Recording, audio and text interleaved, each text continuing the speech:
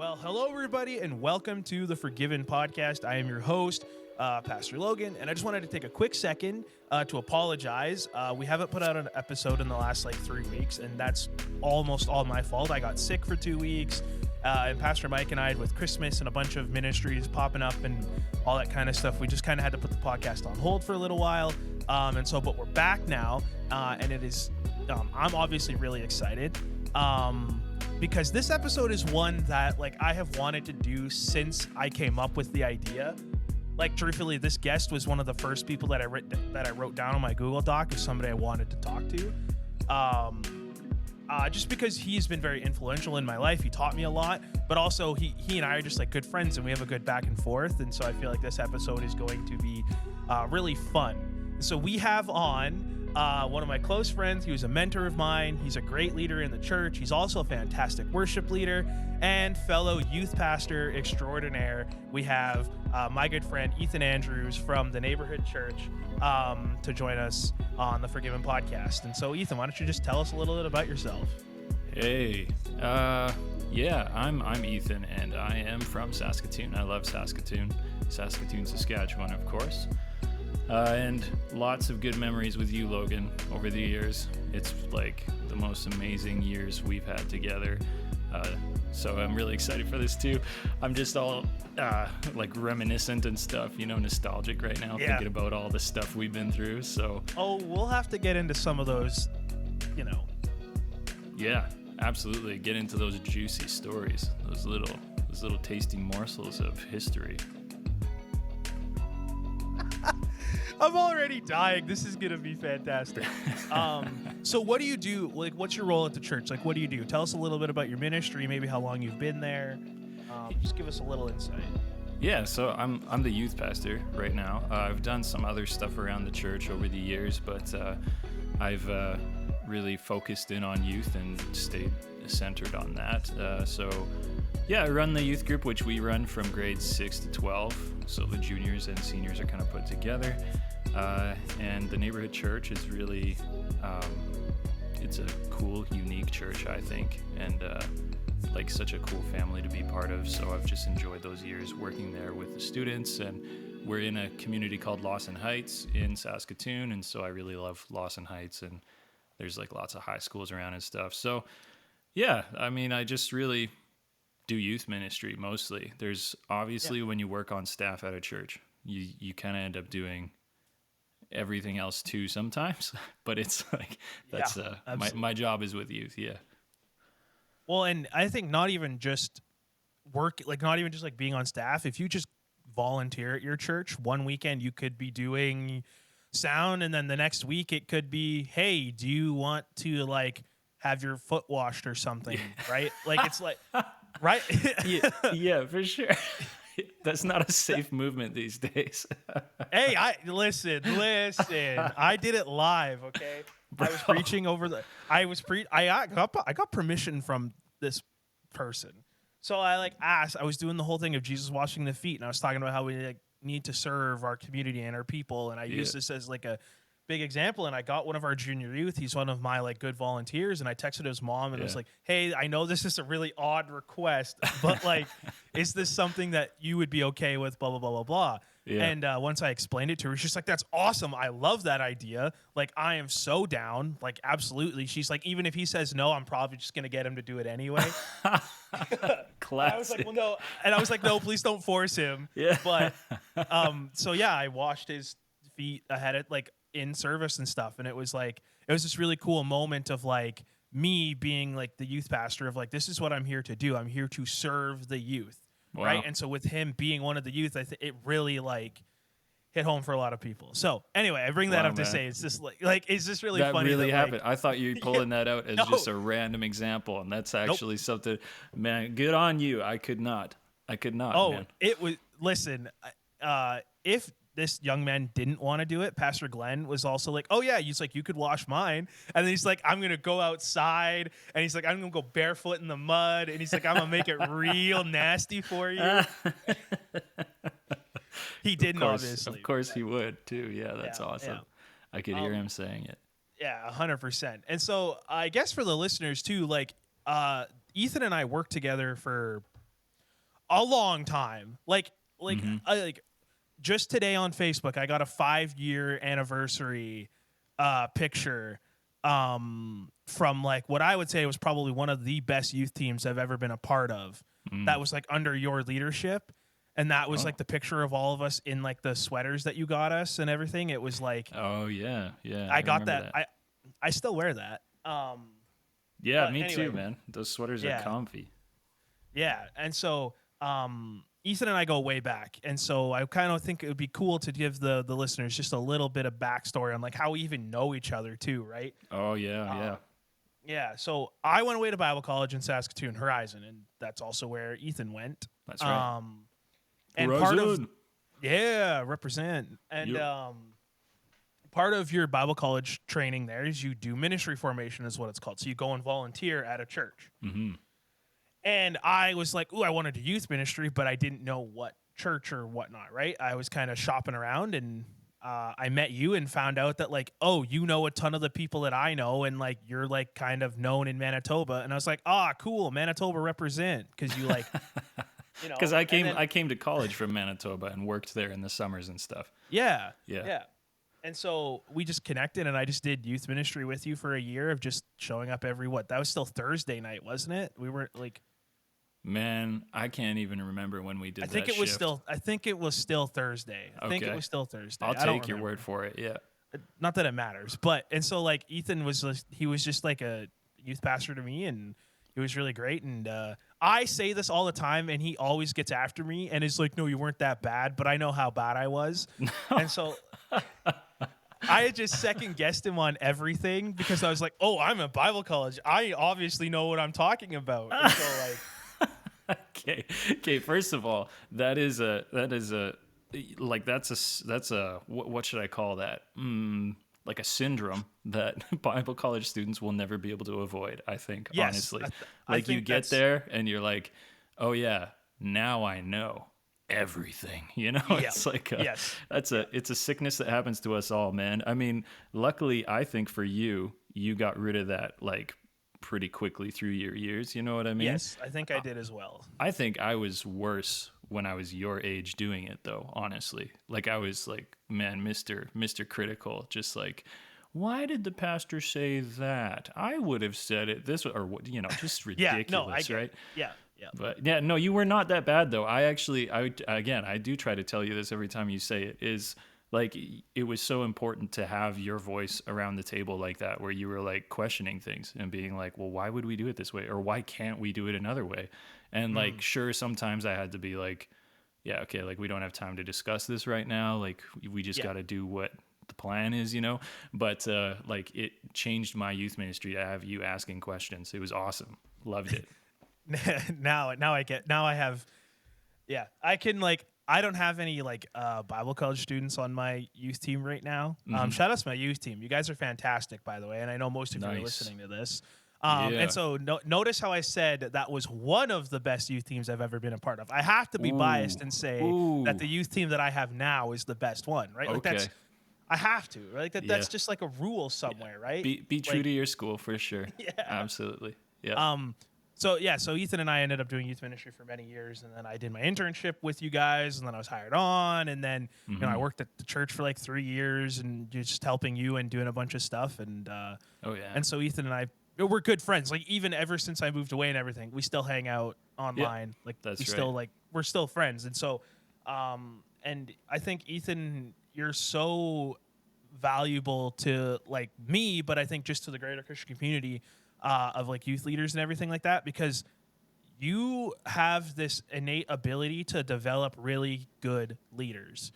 Like truthfully, you do. Oh, wow. Like because I come from being under your tutelage and everything, and a lot of what I do in my youth ministry work right now is like based off of like what we did together, because you modeled it really, really well. And that is like, I think, just to give you some flowers and gas you up just a little bit, it was like you were very deliberate about making us better leaders in terms of like, you actually were like, no, you guys are going to plan the game this week. And if it fails, it fails. Like, you know, like Ben and I, shout out to Ben Potter, one of my closest friends, like awesome dude. He and I literally, you asked us, hey, you two come up with a game. We totally forgot. Day of, he's picking me up for youth. And I was like, Ben, do we have a game? He's like, no. And I was like, oh, well, I was like, we need a game. And so we drove to Pee Wee Mart, bought a dictionary, and then the dictionary game was born. Yo, and that game was fire, man. We still have that dictionary. It chills in a youth cabinet, and I'm like, yo, I'll pull this out every now and again for sure. And so for those of you that don't know, the dictionary game was Ben and I at Pee Wee Mart looking for something to do. Sorry, hold on a second. I got to interrupt you. Are you saying Pee Wee Mart? It's PV Mart, isn't it? It's a V, it's right? PV. Yeah, I'm just thinking of Pee Wee Herman. Like, what is Pee Wee Mart? Yeah. I knew it was PV too. I don't know why I said it was a W, but yeah, okay. Sorry, I was like, I don't know if I'm hearing that right, but I think he's saying Pee Wee, and I have to say something about that. Okay, so you're at PV Mart. Yeah, we're at PV Mart, and we found this dictionary, and Ben, he is very like creative. He's like, he sees something, and that's what it. And he was like, he's like, we could make a game with this because it was on clearance. I think we got it for I think we got it for $1. I'm not even kidding. Yeah. Like, and the dictionary game was we would just split them into like 3 or 4 teams, and we'd flip open to a random word in the dictionary, and then we would ask. We would just they had to guess what the definition was, and so classic. It was such a fun game, and it was so like grassroots. Like it was like it's so low effort, but then like when we played it with those teams were feisty about it, man. Like so there would be somebody appointed as a team leader in a group of like 5 people, and they'd be battling against the other teams. And I remember this one girl was just like coming into her own on this game where she was just like barking orders and stuff. It was Kat, remember? And she was just like going ham at it, dude. And I was like, yo, this game is bringing something out. Like this is awesome.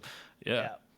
So I tell that story because you set a very good expectation for us as like young leaders that like, hey, like this is like your guys' responsibility.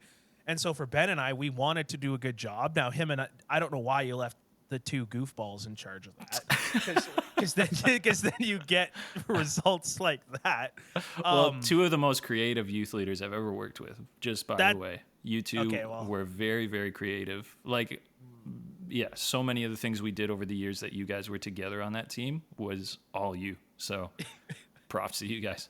Yeah. So I just wanted to give you your flowers and say, like, we wanted to serve, like, you set a very good expectation for us of, like, this is, like, what we do and everything. You're very encouraging to us. And, like, that was just, like, as a young person, like, that was really encouraging. So I just wanted to encourage you in that of, like, that was very encouraging. Like, that's really humbling to hear. I appreciate that. Thanks, man. And I think that's kind of what sets, like, different pastors and stuff apart. Like, just because your pastor might not be encouraging doesn't mean they're a bad pastor or anything. That's not what I'm saying. Let's list some names. Let's hear it. Worst pastor of all time. Let's start it. No. Yeah. I heard that guy Paul was pretty bad. No. I meant Paul from the Bible, by the way. That was the joke. But anyway. Hey, Logan. Hey, thanks Ethan. for explaining it, man. I appreciate that. You're welcome. That's good. So anyway, I just wanted to say, like, you're very encouraging as a leader. And that was what was going to lead me into sort of one of the big topics that I wanted to talk about, because it's not just youth leaders. You're very good at challenging youth to step up and be a part of something bigger, like actually like be a part of like the church and volunteer. And I think that that's like super valuable, because that's something that I like strive for as like a youth pastor and stuff. And it's something that I think a lot of churches should.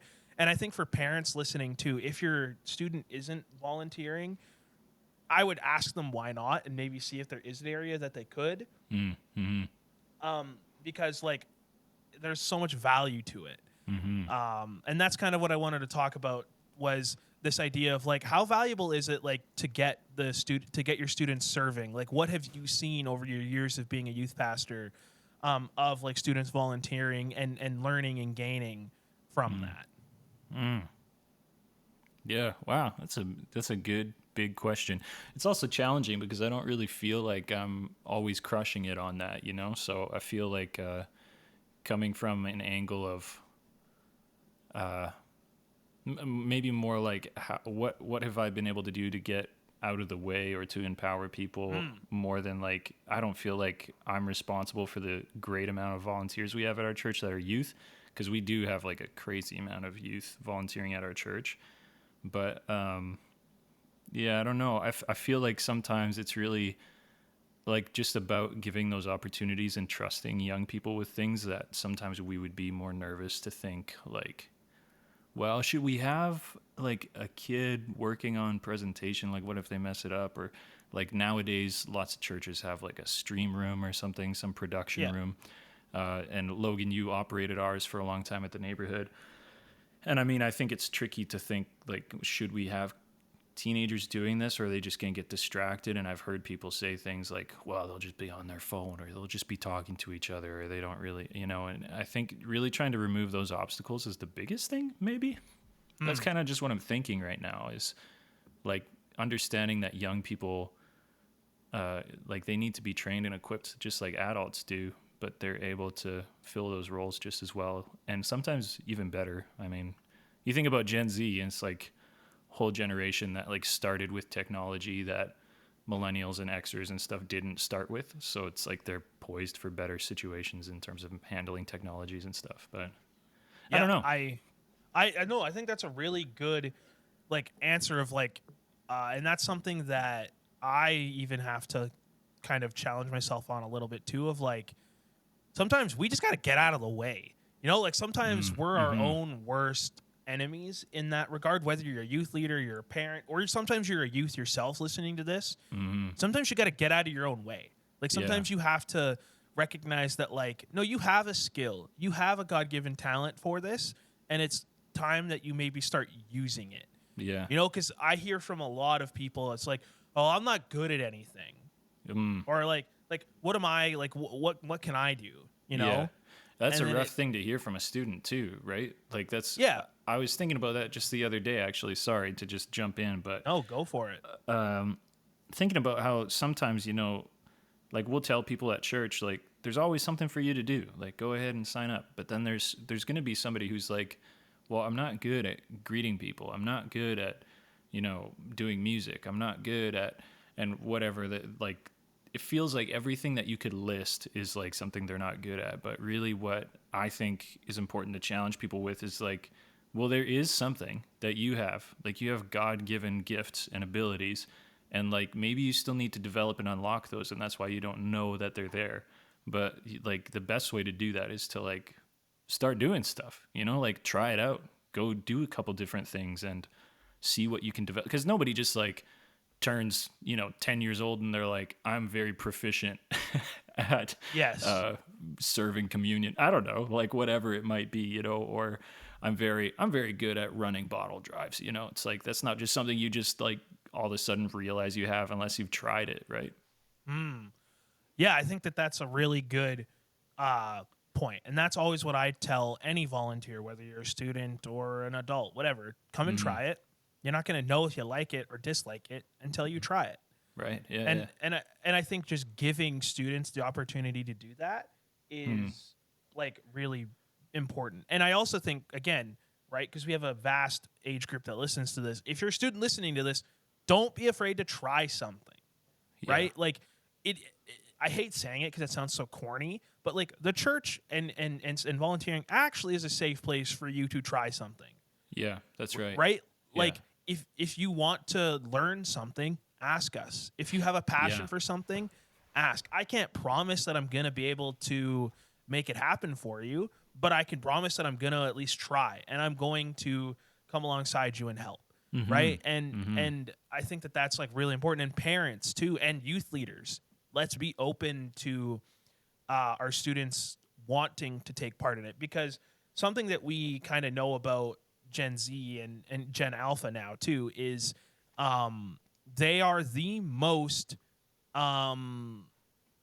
giving in terms of like their time and volunteering. Like Gen Z and want to feel important. They want to feel like satisfied. Part of their community.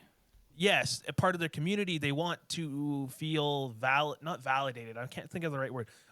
They want to feel a part of something bigger They have a passion for projects and social justice and all these different, things around that, philanthropy, all these things, and serving is part of that. And so like I think we as a capital C church, just all Christians, need to get rally behind that and push them forward and start encouraging them to take part, in those things. And then that falls on us as youth pastors to give them, that opportunity to do that, right? Because like look at, from our experience, look at the Montreal missions trips that you guys have done.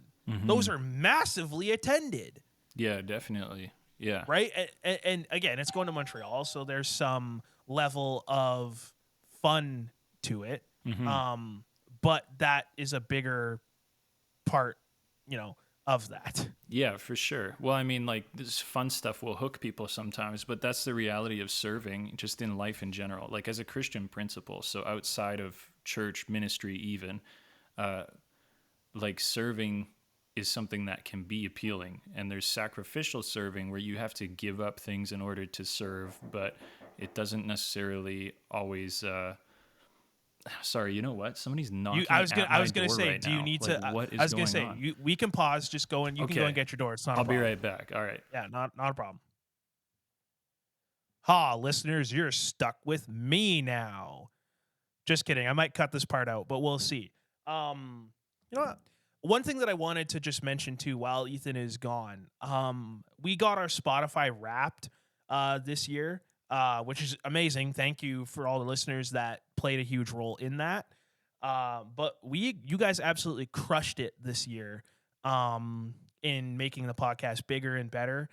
And so I wanted to take a second to thank you for that. We grew by like 300 and some % from last year, which is a testament to you guys sharing it and telling your friends and your family members. So please keep doing that. Please keep sharing the podcast around, add it to your story, share the clips that we make, like all that kind of stuff. Please keep sharing it because, we as a church don't do this to make money or to be popular or anything like that. We do it because it's a great way to service the Christian community online. And if you want to be a part of that, it's as simple as hitting the share button. And also, if you've been finding that this podcast has been helpful to you, please email forgiven@bethelbrandon.ca, or you can email me, Logan, at bethelbrandon.ca, or you can leave a comment on any of our podcasts in your review, whatever, and I will try to answer it as best as I can. Or if you have topics, guest suggestions, anything like that, please let me know because we want to help serve you guys better. Yeah. Good. It just saves me time. Now I don't have to do that at the end, and I don't have to cut that awkward silence out. So we're good. Nice. It works out. Yeah. Did you get some weird person trying to sell you something at your door? No, man. Somebody was like, I'm here to pick up, I don't know, I think she said some sort of glassware. And I was just like, no. Oh. No, you're not.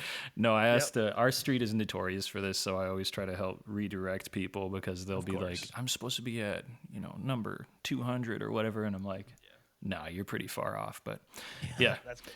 Anyway. So you were talking about the sacrificial serving is kind of where you left off and what that looks like. Right. Well, sometimes it is sacrificial, but lots of times serving can actually start and continue to be something really fun and enjoyable.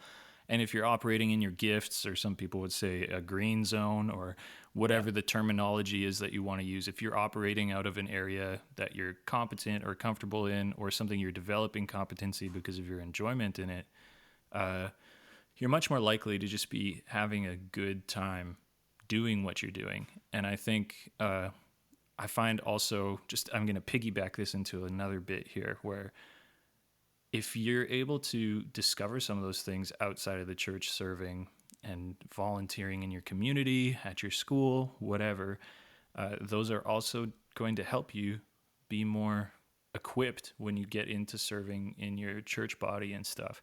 So a lot of volunteers that I find are the most effective in church are people who have developed skills outside of church and then bring that. So we don't necessarily need to feel like, oh, we have to give you all the skills that you need. Like Yeah. your community needs people to serve too. So like do that, and they can play together, like they inform each other and they support each other. So, yeah, lots of the best volunteers we've had have been people who are serving in different areas of their lives. And then when they come to the church context to serve, they're bringing like a lot more knowledge about themselves and so on, Yeah, absolutely.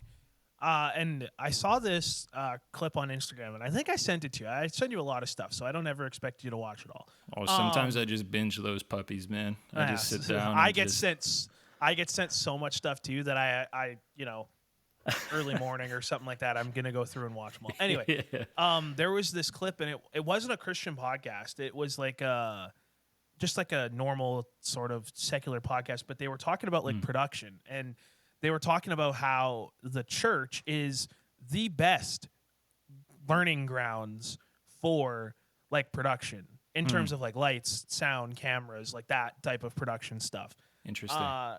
And how like some of the big mega churches and everything like that have some of the highest quality production that are all volunteers. Mm-hmm. And how like they were basically saying like, churches are killing it in this way because these guys run production companies.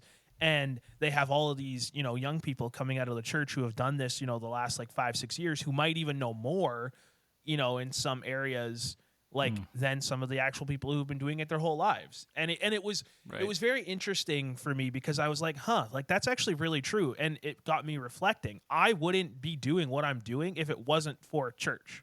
Like truthfully, I wouldn't. Right. Like I would not be producing a podcast and editing and all those types of things and doing sound and lights if it wasn't for church. Now, I've always been a creative person and a technological person, so that's why those two, passions come together in this way. But I wouldn't be doing this, right? It was because, I had a youth leader teach me how to do sound. I had somebody, teach me how to do the lyrics and the slides. And then I had somebody teach me, like, oh, this is how you change the color of the lights. And it was a slow sort of burning, like a slow zeal in my life that brought me, into what I'm doing. And so, I'm thinking for like as youth pastors, I think part of our not role, but I think something that we need to be looking out for is that like you never know, we might have the next prime minister in your youth group, like actually I do know, and we do have the next prime minister. Nice. Her name is just kidding. I was gonna say we don't. Yeah. So what I mean by that is like I think it's important for us to just be building them up. Like it's really important that we be encouraging and giving them those opportunities and spaces to be experimenting and trying new things and whatnot. Because you never know, you might have the next whatever. I say prime minister, but like you know what I mean. Like you might have the next big director on your hands, or sure, yeah. So of course. Well, like if you think about it, at some point you were somebody's youth in their youth group.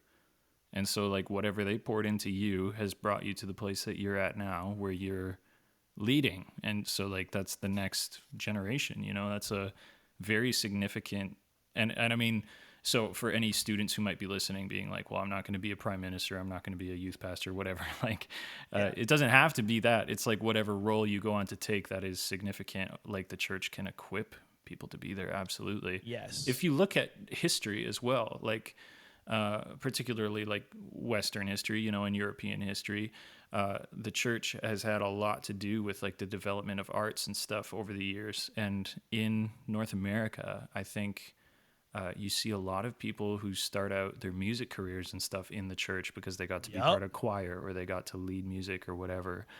I think that's really cool. I find the challenge is honestly helping people who don't have artistic giftings. So even if that's like through or technology, like technological giftings, like with lights and cameras and stuff. Yeah. Finding places for them to feel where they're like, I want to be able to use my gifts the way that my friend in youth group is playing guitar on the music team on the weekends. It's like, I think the big challenge, and I think the big, I don't know, like we have to recognize that there's a whole group of people who just aren't going to be artistic, but still have just as much valuable input and stuff to put in, right? Like, absolutely. Yeah. And I will say, like, one of the greatest mentors that I have to this day. Shout out Devin if he's ever listening. I doubt it, but we Devin. both know him. Love Devin. He's not very creative, right? Like if No, anything, he's lame. Can't stand that guy. Unoriginal. Yeah. I'm gonna have him on at some point when he's less busy. But Nice. So Devin, for those of you, obviously half of you won't know who he is. He's my mentor. He is the one who has taught me basically everything that I know about live production. Like truthfully, he is still a person that, like, even now that I'm in a full-time role, I was talking to him on Sunday. I was like, hey, our internet's not working really well. We have this opportunity, whatever. What do you think about it?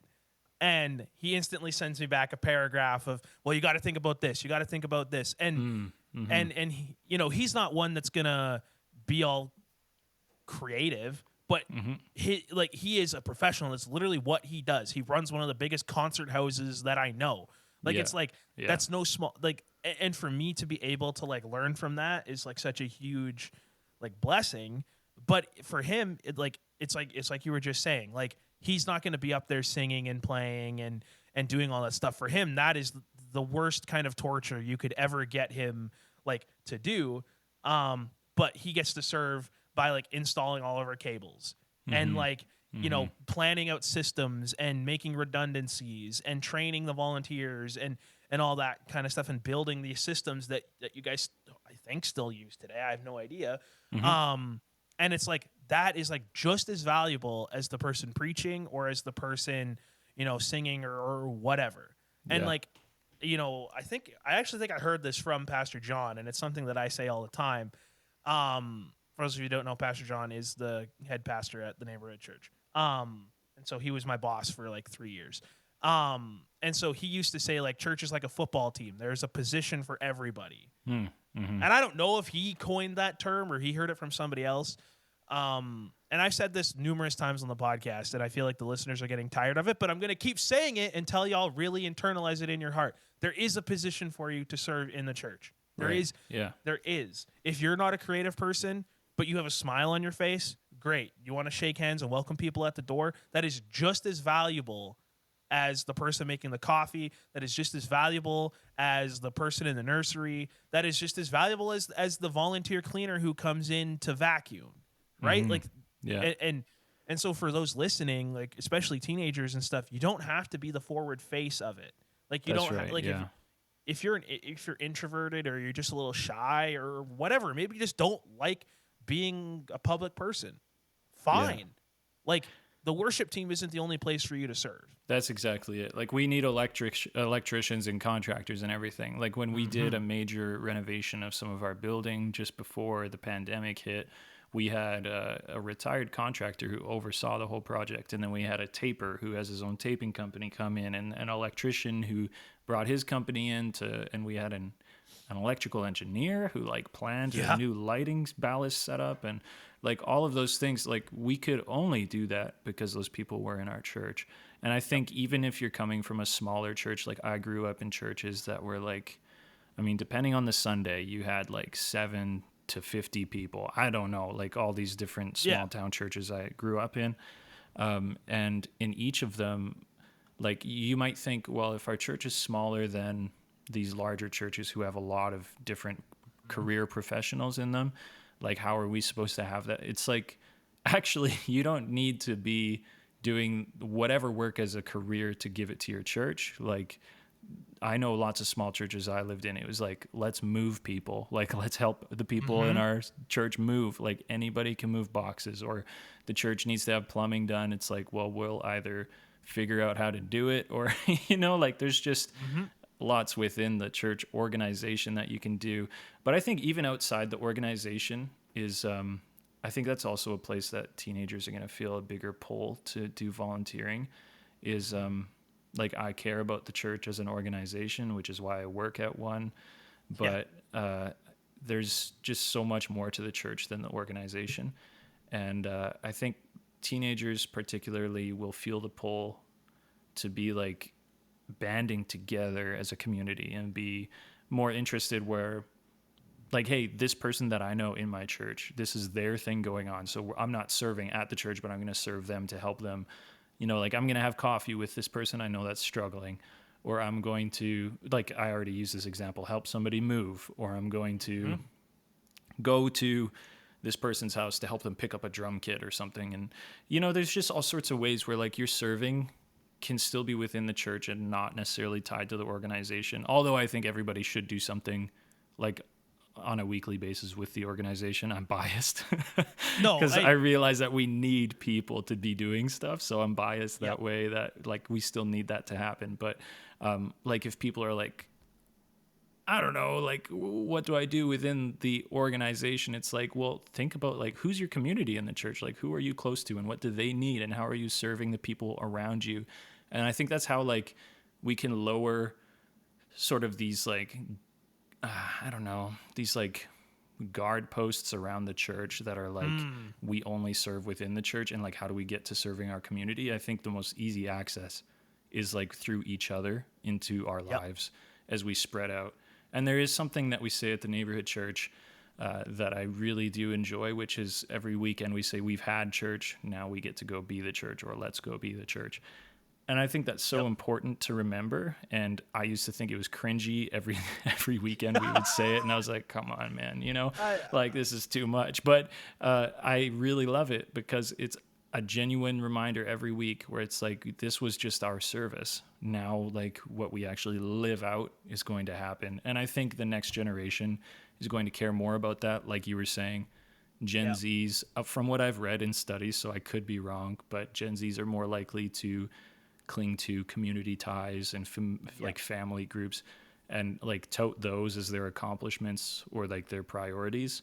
Whereas generations before were more perhaps interested in what's your career, how much do you make, what's your, you know what I mean? Achievement. It was grades and stuff and whatever.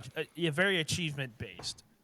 Whereas Gen Z is very connection based. It's very relational and it's a socially driven generation on the majority, I think, at least. Yeah, and then you get those awkward people like me who are a Gen Zennial because I like fall right on the. I fall literally dead split between millennial and Gen Z. So like it's kind of. There's no place for you, Logan.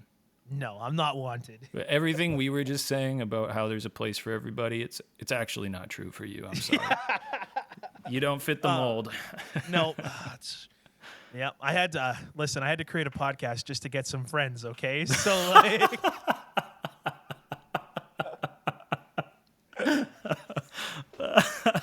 Wow, that's great. I love that. That was funny. Listeners were Conan joking. O'Brien, man. I know. Listeners were joking. Please, this is not serious. No, okay. No. I wanted to ask you something though. Kind of pivot gears a little bit. What keeps you passionate about doing youth ministry? Because you've been like, in terms of all the other youth pastors that I know, you're kind of like been doing it the longest, really, like, and the most consistent.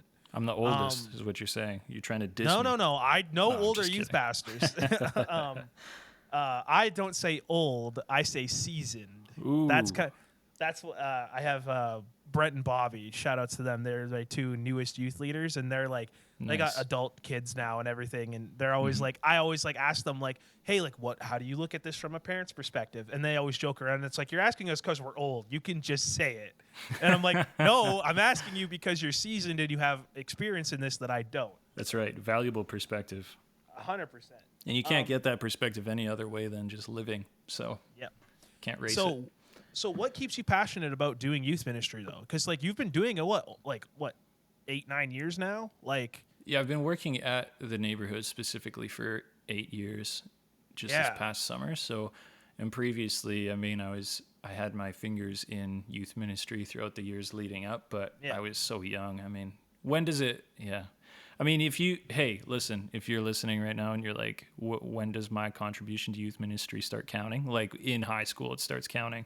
But I'm talking about leading specifically, like running a youth ministry. But so like 8 years at the current job I'm in. And it's a good question, man. Like that's some juicy stuff to think about. I think passionate, like do you mind if I just like tell a story Go here? for it. Yeah, go. It's the floor is yours. Okay, so I was in high school in Thunder Bay, Ontario. I moved there to grade 9 and like started grade 9 in a new city, new school and everything. And it was pretty intense. But something that I got right away was like my dad was working at the church there, or one of our churches there. And I got plugged into the youth group right away. And so I made friends there.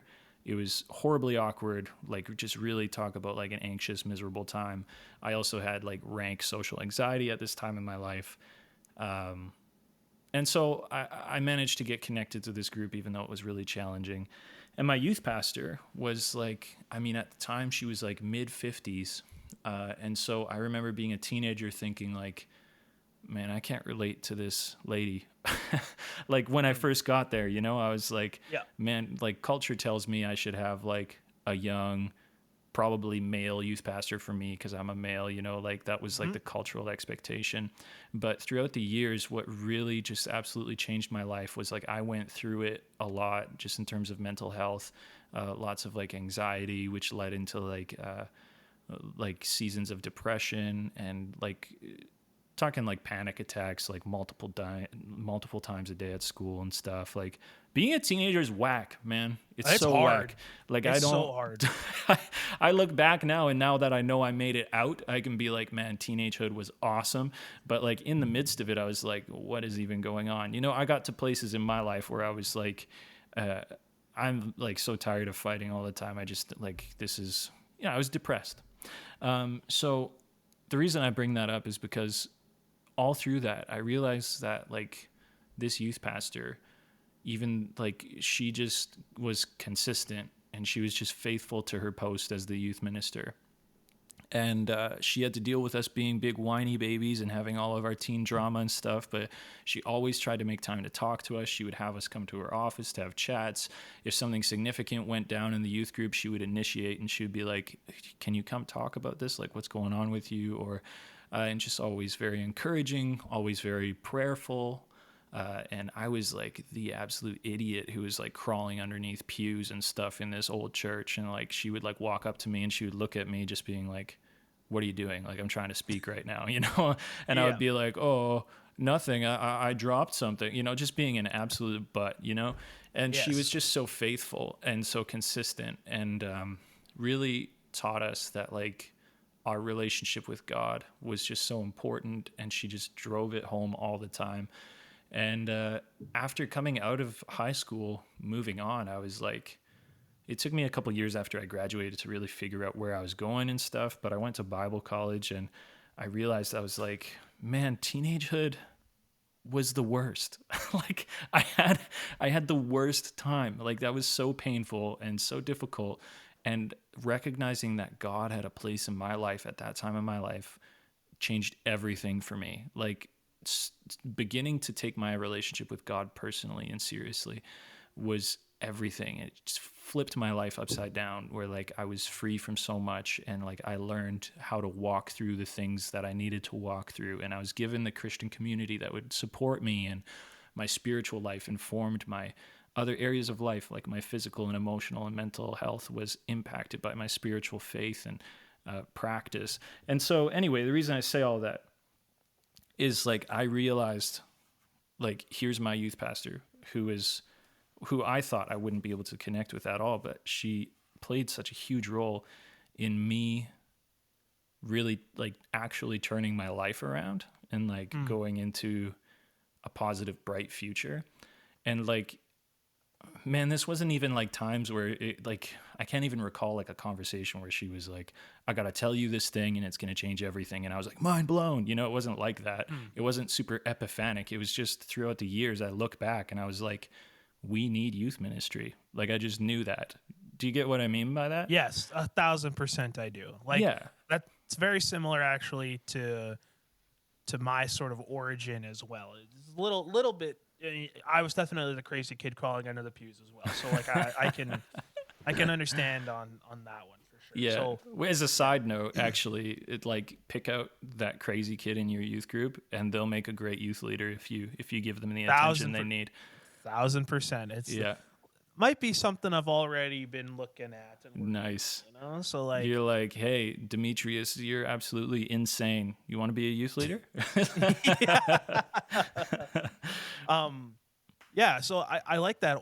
I'm not going to say the pastor's name, obviously, but I know who you're talking about because Mm-hmm. I have also like had a few conversations and everything. Well, we could say her surround. name probably. We could shout her out. She Do you deserves some think she's props. really? Do you really think? I don't actually. I think she wouldn't care. Shout outs. Wait, I want to see if I get this right. Actually, I want to see Okay. if I'm thinking of the right person. Yeah, You're let's thinking go. of Pastor Ann Hire, right? Is that Louise where- Hire. Yeah. Oh, Louise. Right. Yeah, Sorry. that's right. Right.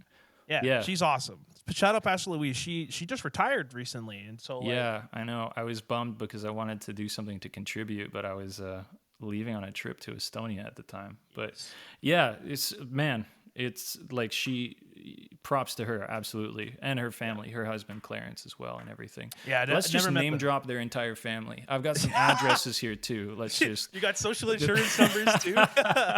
yeah, credit cards.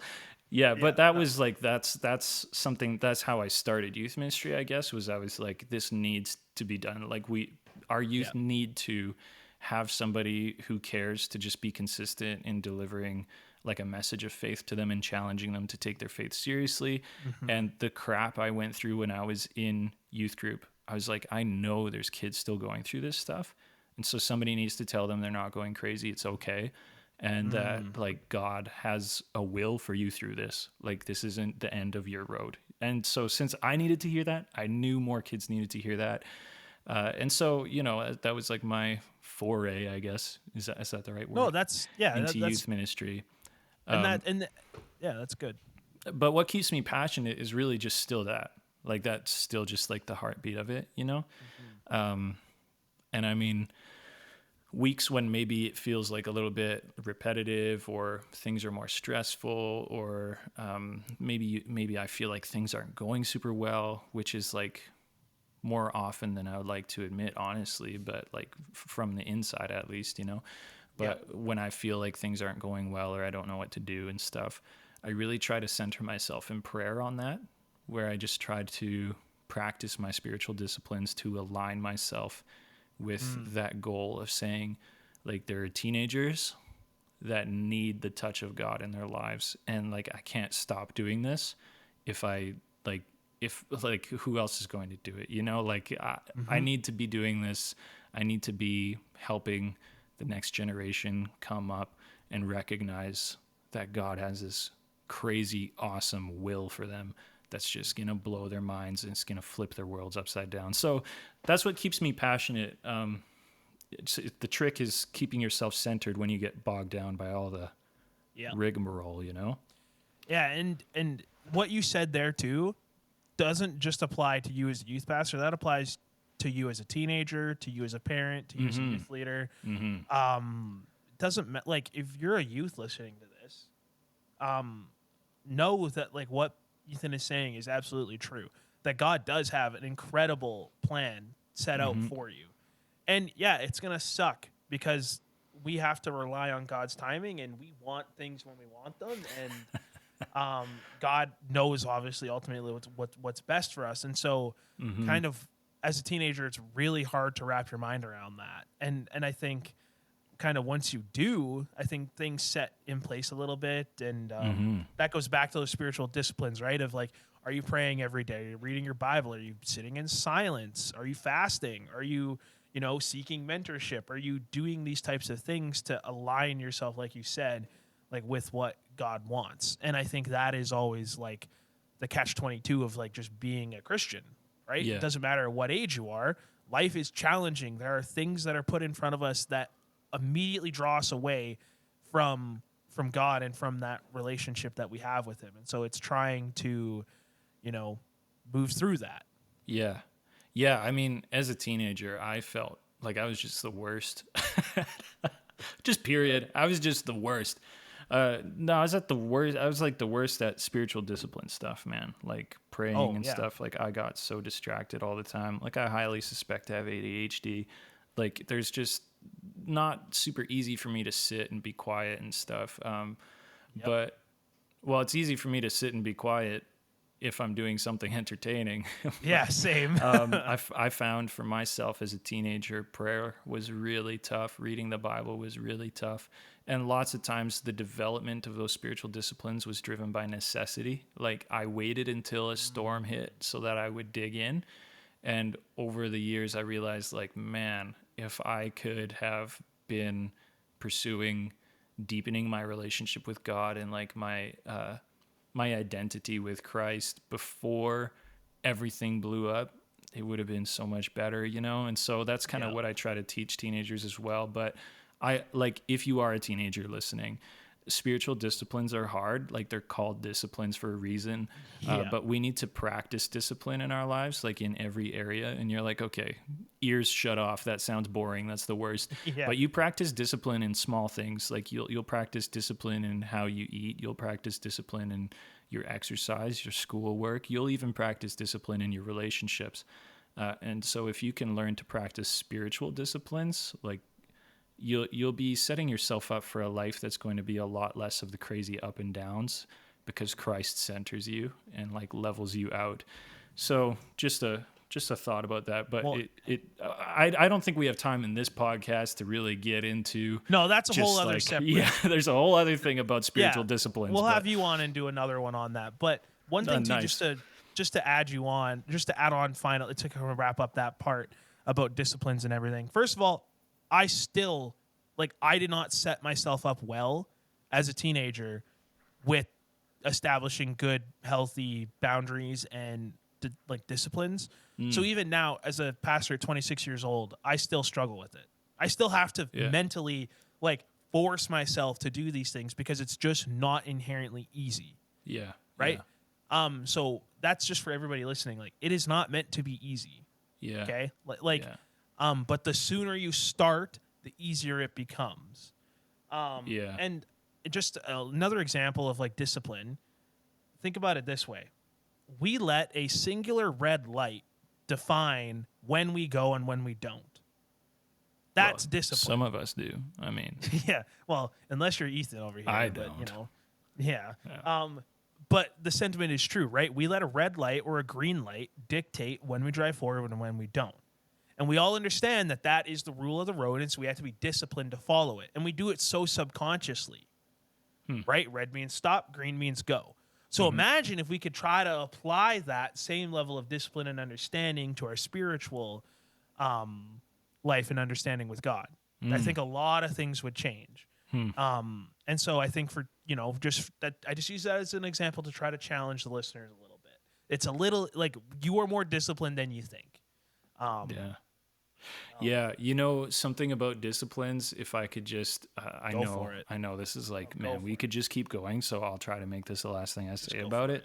But I was talking with one of our youth leaders recently. They're doing a ministry formation at the college, so the thing that you started doing at our youth group, right? So we're doing our meeting and we're talking through how the semester went and stuff. Or no, was this the beginning? It doesn't matter. It was one of those meetings when we were talking, and one of the questions was, what do you do for spiritual disciplines? And or a devotion life, or some sort of phrase like that. And I had to recognize and be honest. I was like, my consistency is inconsistency.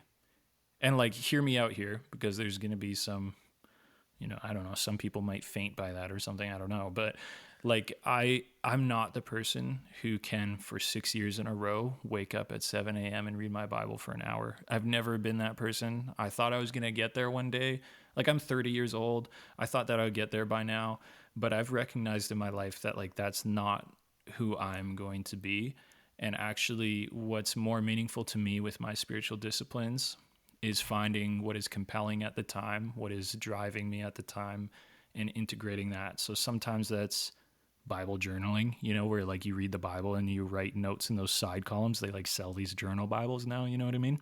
Yeah. So sometimes it's been that. Sometimes it's been reading just a prayer book. It's pre-written prayers for every day of the year, just reading that and spending time ruminating on that in silence and stuff.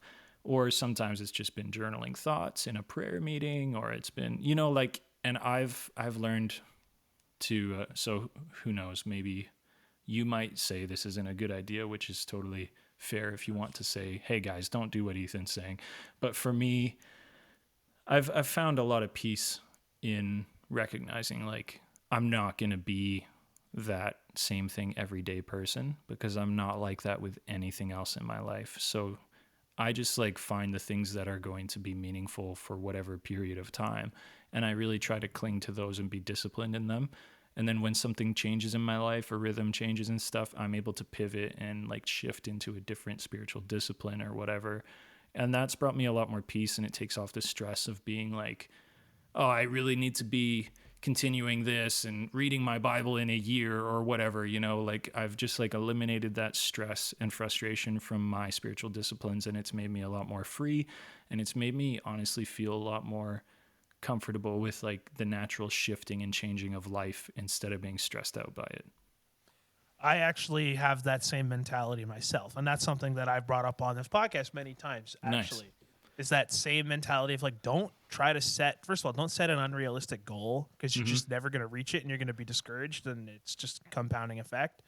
But like recognize that your path to spiritual disciplines is going to be different than somebody else's. And so, you know, when on a Sunday morning you're at a youth group night or whatever, Ethan and I are telling you, read your Bible and pray.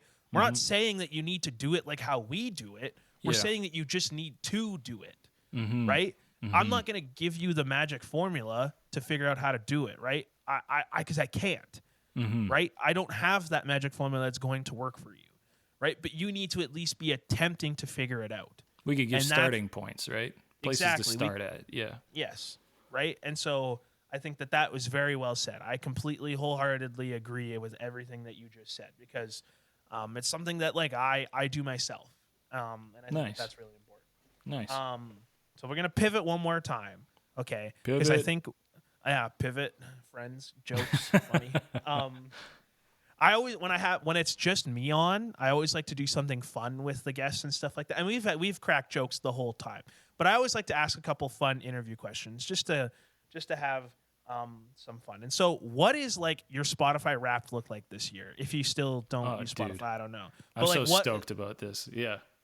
Okay, so like, what's been your like go-to worship song lately? That is one that I always ask. And then also, like, what's your Spotify Wrapped look like? So 2 questions. Okay, so anticlimactic answer to the first song. I mean, the first question about a worship song. I don't actually listen to worship music, so I don't have a favorite worship song, unless you're talking about like in church service. Maybe like not just on Spotify. Yeah, like I say worship song, so it doesn't have to be one that you listen to personally. It could be one that you've performed or one that, like, whatever. I just worship song. Okay. Oh man, that's tough. Okay, so here's the reason it's tough is because, like I said, I don't listen to worship music outside of like services, and that keeps services a little bit more fresh for myself, anyways. But when it comes to playing, I lead a lot of music, and so they all kind of blend together. Why don't you like shout out some of the like ones from this year, and I'll tell you which one like stands out.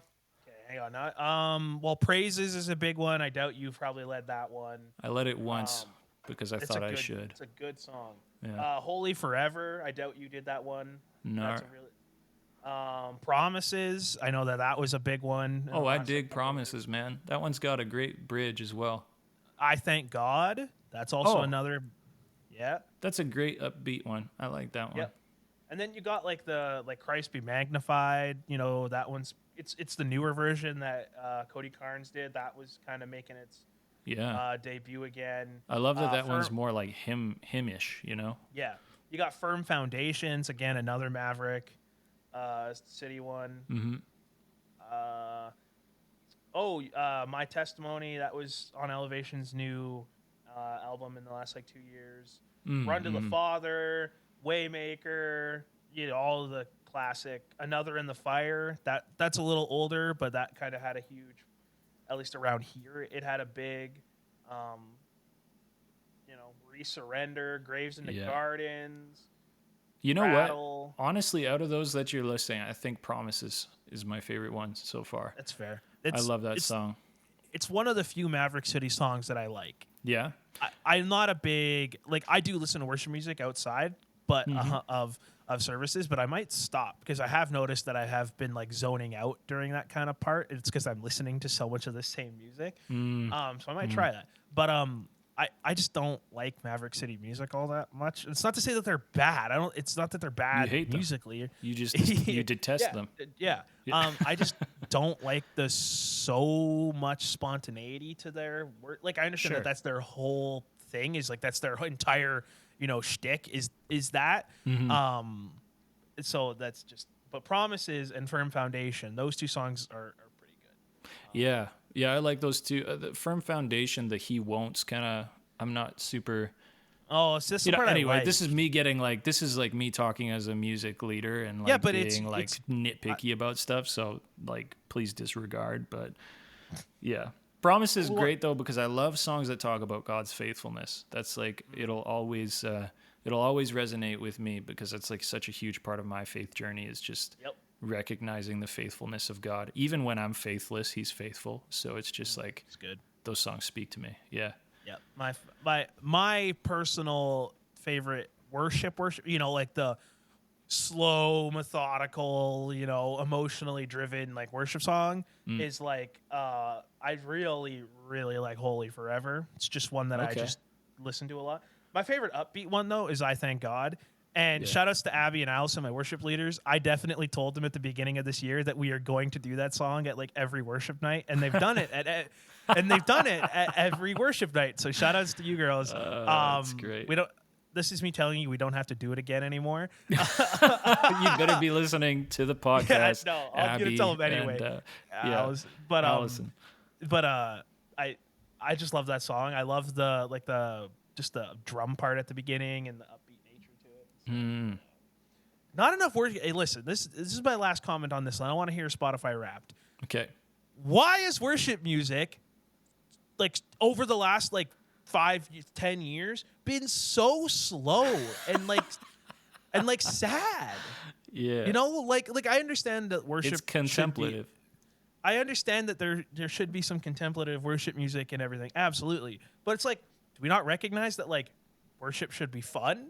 That's also a way to worship. Like, like church doesn't have to be this solemn, monastic type worship. You know what I mean? Like, it's like, let's throw in some, I don't know. That's why I like, our worship. I'm biased again, of course, but I like ours because we have a lot of energy to the first like couple of songs. Nice. And I like that. And it just makes for good live streaming, which is what I do. So like, right on. I don't know. That's my one and only gripe with like the worship music in the last like 10 years. It's like, like, let's stop doing minor keys. Okay. Like, let's throw a major in there, like, I don't know. It's a cultural thing. Like it's a moment, I guess, is like, where we're at. I bet we'll see that change in the next decade here. Probably in the 2020s, we'll see it change. Yeah. I mean, who knows, but maybe. Okay. What's your Spotify Wrapped look like? And if you don't want to share it, you don't have to. No, but I'm like, sharing. what was your top songs? Like, so this is the dealio, is that, what's hilarious? Is so I stream off of my phone for youth group all the time. So like when it comes to youth group. Just wait, can I ask one quick question? Yes, you can. So Wyatt, my friend, your youth leader. Yes. He still seems... Well. So he still seems to think that one of what the computers at the church still has my Spotify logged in. It does. It's loaded in the Chrome, man. The Chrome has your password saved. So I don't care. I don't care. Use it. Use it all you want. I genuinely do not care. But like, I didn't think about it. But then one time somebody must have been using it because I was listening to music at home.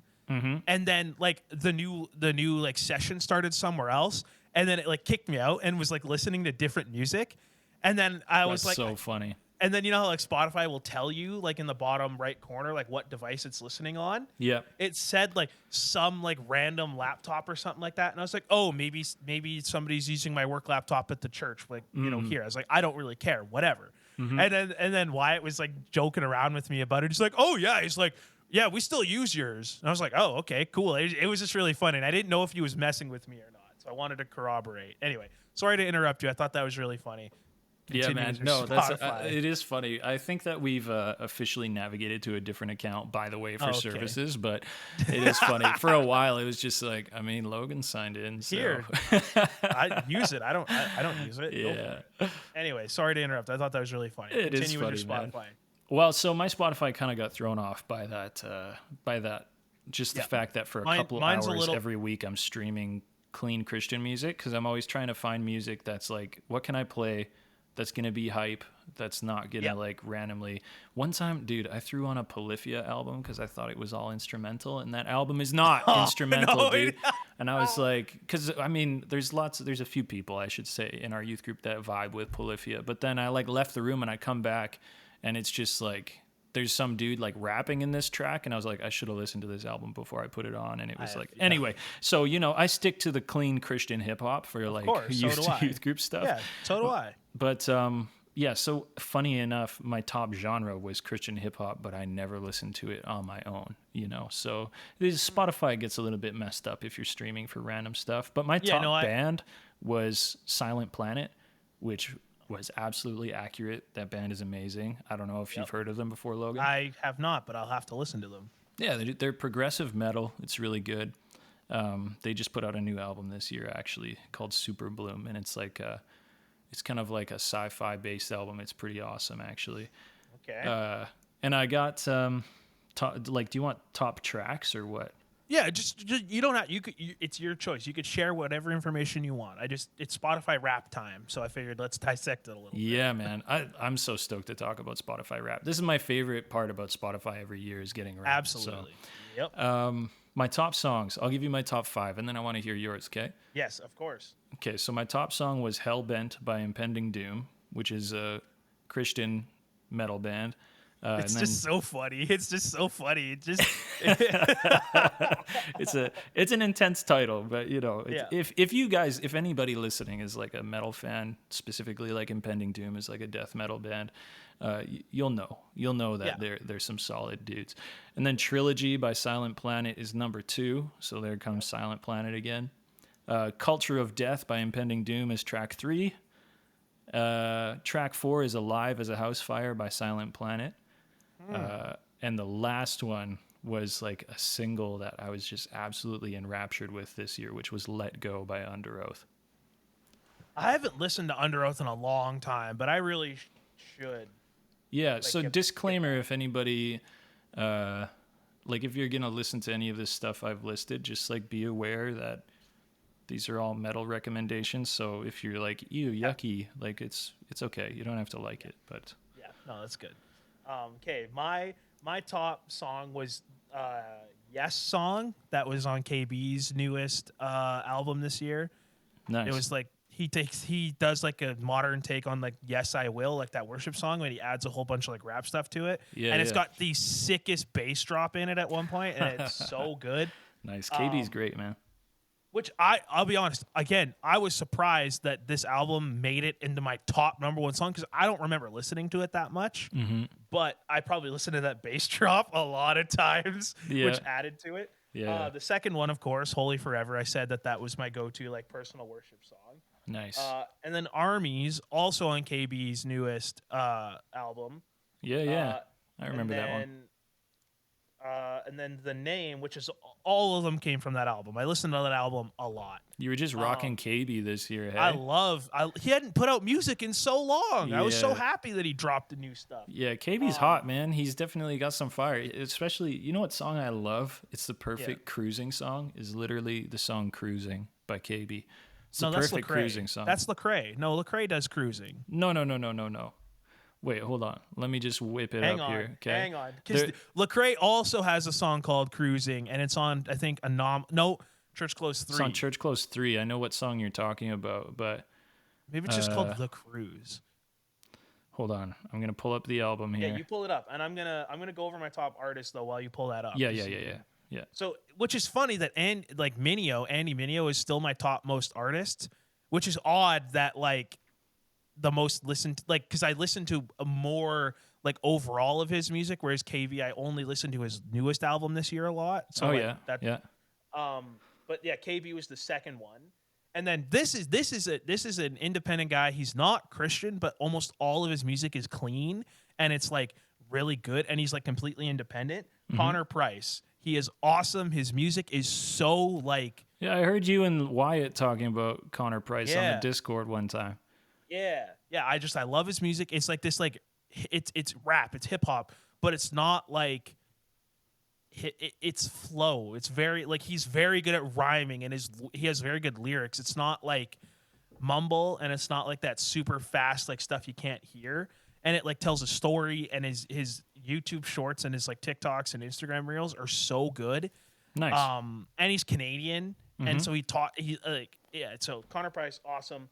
And then Elevation and then Bethel music, the 4 and 5 cuz like again, I listen to a lot of I also just play worship music in my office all the time when I'm like working or like, you know, if I have to meet with somebody, I have worship music playing softly or whatever. So like that's why my numbers are pumped up. Yeah, absolutely. Yeah. But when I used to stream a lot, which is something I'm going to try to get back to in 2024, that's one of my goals after you bugged me about it. But I'm going to start streaming more. And when I was streaming like full time, like 8 hours a day, like I played royalty free, like just soft EDM music. Mm-hmm. And so like when I got my Spotify Wrapped in like 2021 and 2022, it was just like 5 artists I had never heard of before. And I was like, what is this? And then I thought about it and I was like, oh, right. I'm streaming a lot. Yeah, your city is like Copenhagen or something. That's awesome, man. Yo, an artist that I didn't mention that's on my top artist list is Ben Howard. I love Ben Howard. He put out a new album this year, and he deserves all the love for it. He's an amazing songwriter. Good. Are you ready to prove me wrong with the song now? Yeah, so you're right, though, but I'm right as well. We're both right. Hey, there's a lesson in there. Let's youth pastor this. It's kind of like life sometimes, you know? Sometimes you can both be right or both be... Yeah, anyway. Okay. Yeah, but Lecrae, his Cruising came off of You're Right, Church Close 3. That was called Cruising. And I know I can hear it in my head right now. I'm not going to sing it. And then KB in 2015, his album Tomorrow We Live, did Cruising on that album as well. Okay. Yeah. Okay. Yeah. So I want to ask you one last question because we're running over time and stuff. Nice. What's been your favorite like youth memory? Like doesn't even have to be involving me. Just like what's like a ridiculous game, a ridiculous moment, what like we were texting back and forth this morning about how Ben and I hid snacks in the ceiling tiles, during an all-nighter and we forgot about them and then we randomly discovered them, months later and stuff like that. Like or the time that we were, again, all these stories involve Ben. We were launching Ben off the top of the bouncy castle. Yeah, dude. Or when Mike ripped his shorts. Do not do that, guys. Don't do that. Yeah, hypothetically speaking, of course. Yeah, that didn't happen in our church building, just to be clear. Right, yeah, well, I mean, right. It was outside. I don't know how to disclaim that in a way that's safe. So, I mean, yeah. No, we did some crazy stuff. I'm gonna tell you a memory about you specifically because it's easier to narrow things down here. Because like, man, oh my gosh, people throwing up, people bleeding, people. I mean, there's all the intense stuff, but then there's real good, wholesome moments like youth retreats and stuff that were just like mind blowing. Actually, I'll say two things. Okay, so the first one is going to be like a heartfelt thing about just in general, and then the next one's going to be about you and something you said that I think lives on in infamy in my mind, at least. So the first one, honestly, and this has happened a few times over the years, but there was a specific meeting one time where I was sitting with a student and they had like agreed to come talk with me and stuff. I'm always trying to tell my students, like, just come talk to me anytime because like, don't wait for a crisis to catch my attention. Like I want to stay connected with you. If you want to talk, just hit me up.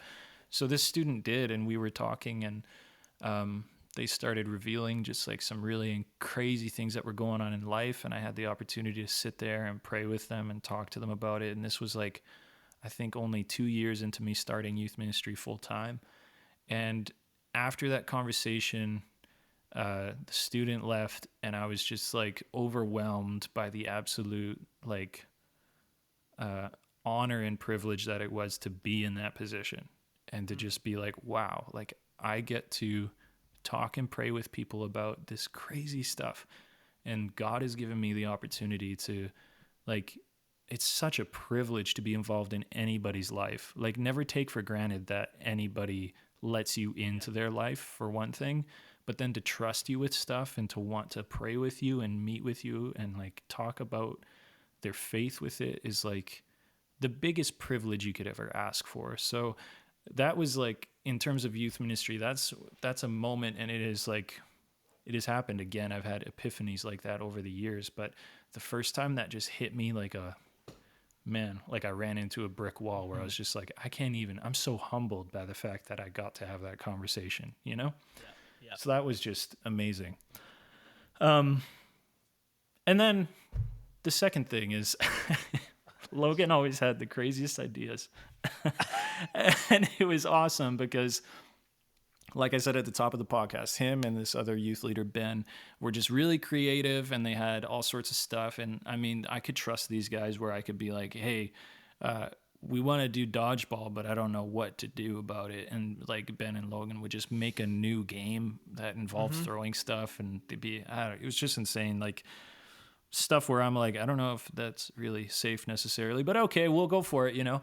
But one time Logan pitched this idea to me in my office, and it actually wasn't just the one time. You kept bringing it up, but I don't remember. I'm sitting here not remembering. It's so good.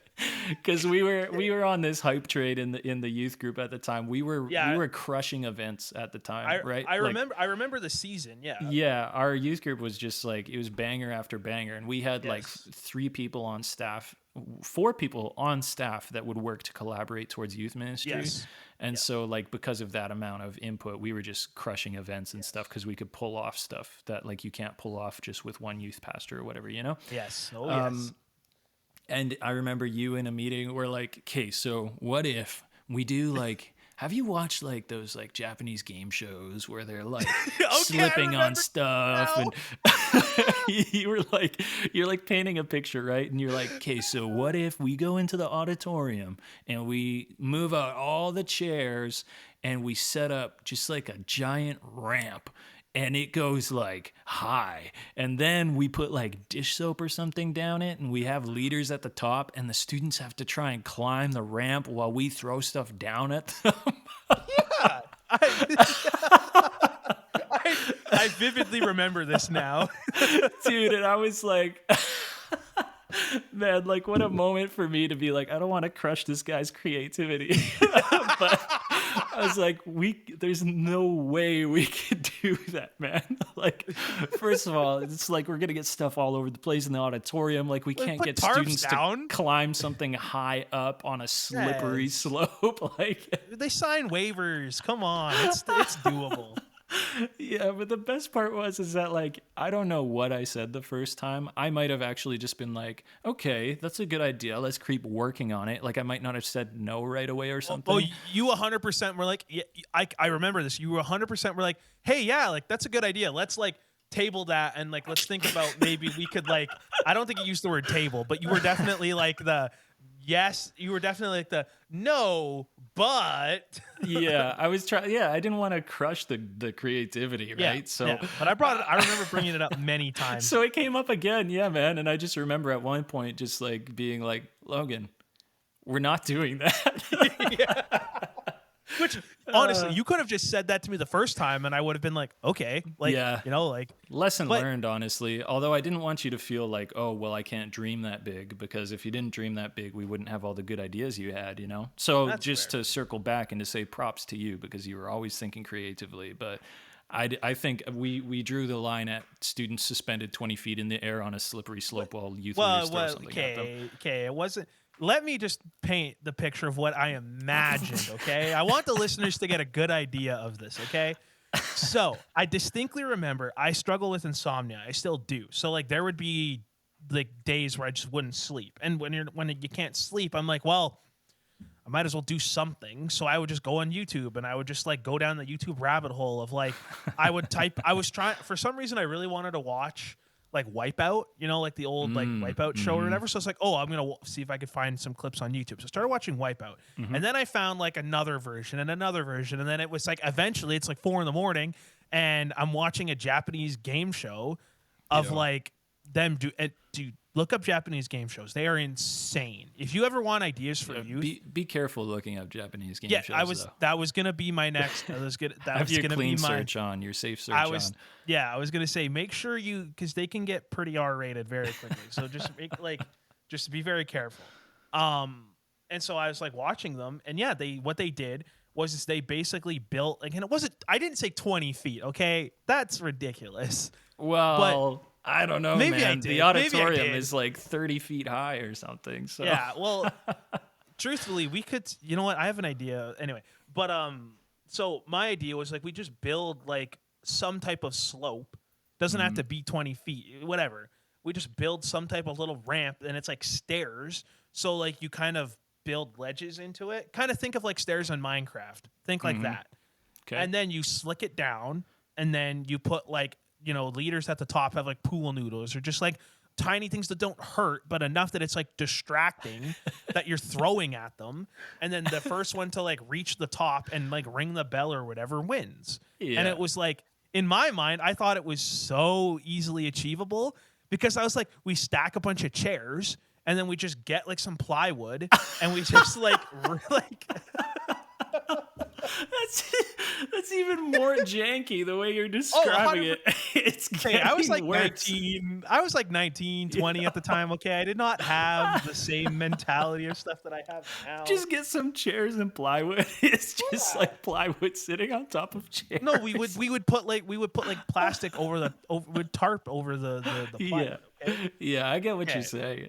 But.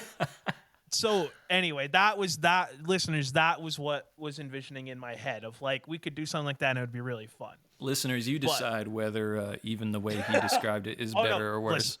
No, it's way worse the way I described it. 100%. Okay. I'm going to share my kind of favorite memory of like you and I like doing one of my favorite memories of you and I doing youth ministry together. Cause I think it just perfectly culminates the energy that you and I have. Okay. Right on. So, do you remember? It's 2 stories actually. I'm gonna tell 2 quick stories. Do you remember when we did the first Tribal Wars or whatever we called it, the Mission Impossible tribal theme that we had? Oh, like the Mayans versus the Incans thing? Yes. Like the ancient civilization thing. Yeah. And how we split the church. I was at the church like all day, blacking out windows and the whole thing, and building all these sets and whatnot, and we had the fog machines going everywhere. It was like such a hype event. Dude, we tore the church upside down for that. That was awesome. You and I like didn't leave the church till like 2 a.m. that day because we had to like clean the whole building before. That's right. But do you remember the promo video that Joel and I did for that? Man. Oh, dude, I do. I'm not gonna get into any details because I don't want to like. So cringy, man. I don't want to like drum up whatever drama there was back then. But let's just say the 3 of us came up with this incredible idea. Yeah, it was awesome. It was lit by a candle, the whole thing, and like it conveyed super well, and the youth loved it. Lots of screaming. That's for Lots of just like yelling at each other and stuff, of like being really competitive. And then we had to like take it down because some people didn't like it and stuff. But it was just one of those moments where like we just like it was just instant. That creativity just like came to it, and it was so fun. Yeah, man. And then you and Joel bodied me into that, dude, for real. Like specifically the video that we shot to promote it, because it was like a lot. Just me and Joel screaming at each other. It was like a lot of what took place, and I was like, I was so uncomfortable. But I was like, man, I'm not gonna be the lame sold guy. It. Like, you committed though. You committed, and, which is like good. Okay, so that's kind of the energy that like we had. It was a lot of Joel and I, or like Ben and I, convincing Ethan that this is a good idea. But my favorite other memory is, and it's something that we still do to each other to this day.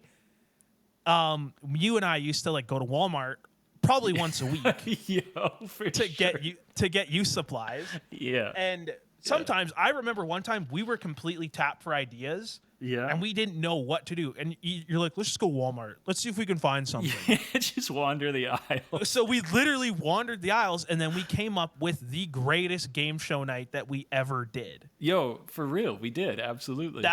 That was the one where we did the Drinko, the trick Twinkies, like that was the inauguration of the Twinkies. Yeah, we did like all of these like amazing, and we just wandered up and down the aisles of Walmart for like an hour and a half, getting inspired. So and like, good. It was so fun. And I like look back on that, and I remember I'm like, truthfully, I went back to my dorm room. And was like, I'm so thankful that was my job. You know, it was like I just got to like obviously like then we have to stay till midnight cleaning up and setting it all up and whatnot. But it was like I remember being so thankful that like, wow, this is my job. I am honored that I got to like go and do this, and it was so fun. It's wild. But you and I have this running joke now. At least I still try to keep it up.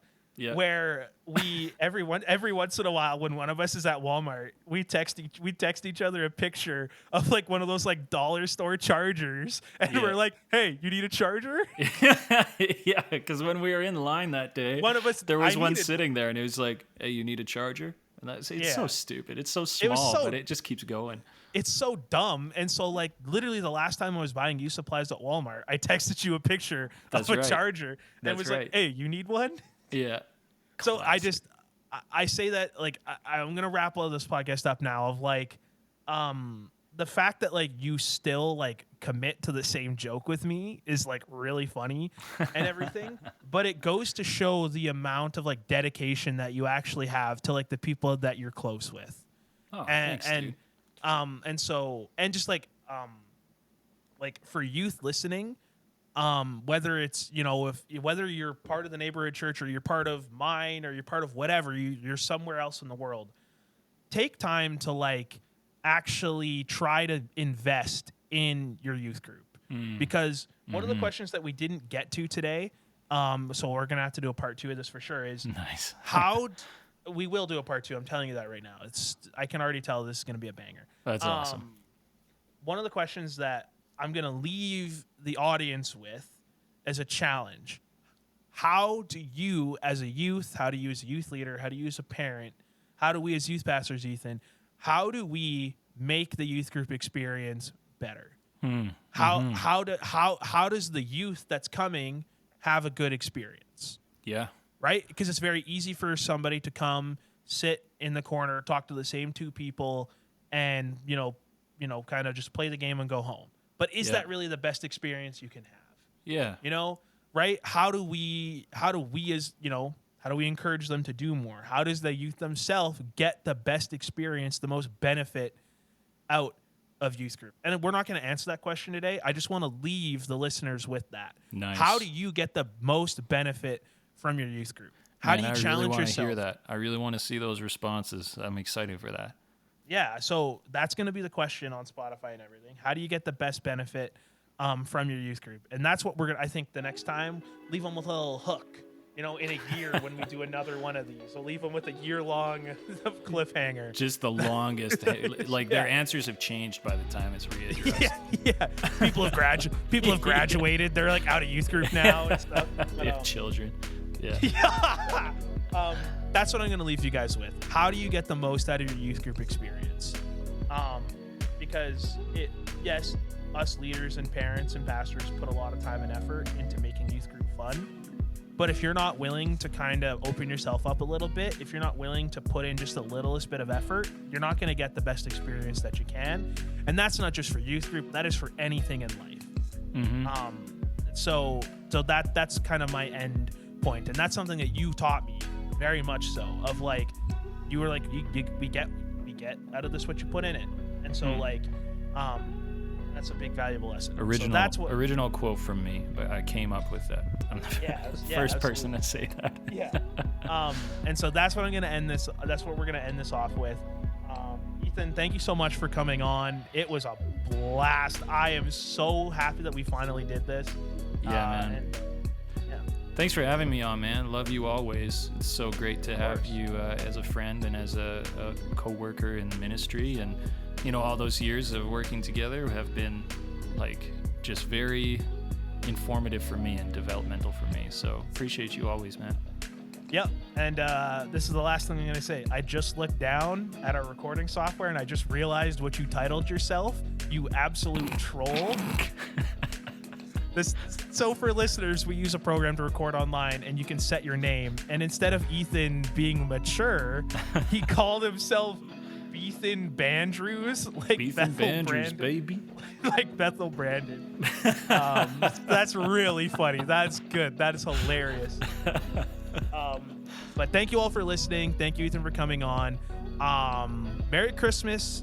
This will come out right around Christmas time. So Merry Christmas to you listeners. Happy holidays, all that kind of stuff. Happy Chrysler. Ooh, that's a good one. Merry Yep. Christmas. Oh, wait, no. Merry holidays, happy Christmas. That's what I say to people, just to mess with them. There you go. Right on. Anyway, thanks for listening, everybody. We'll see you later. Have a great day. Bye.